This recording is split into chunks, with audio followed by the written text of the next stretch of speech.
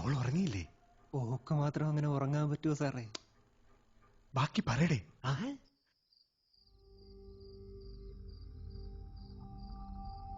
ഐഷ, ഐഷ,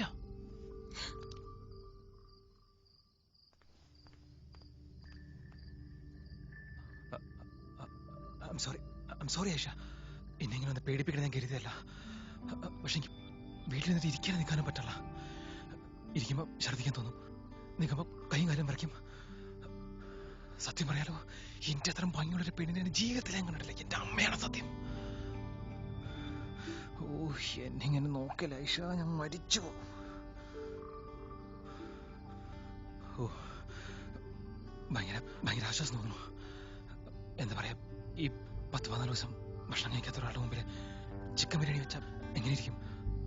അതാണ് എൻ്റെ അവസ്ഥ. വെള്ളമില്ലാതെ ഊണോർക്കമില്ലാതെ ഒരു 100 വർഷം ഇനി ഇങ്ങനെ നോക്കിയിരിക്കാൻ പറ്റും എനക്ക്. അങ്ങനൊന്നും പറ്റില്ലായിരിക്കും, പക്ഷെ എനിക്കിപ്പോ അങ്ങനെയൊക്കെ തോന്നുന്നു.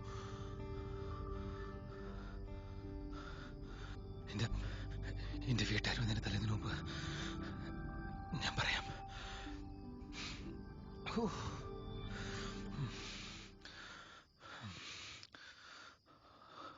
I love you, Aisha.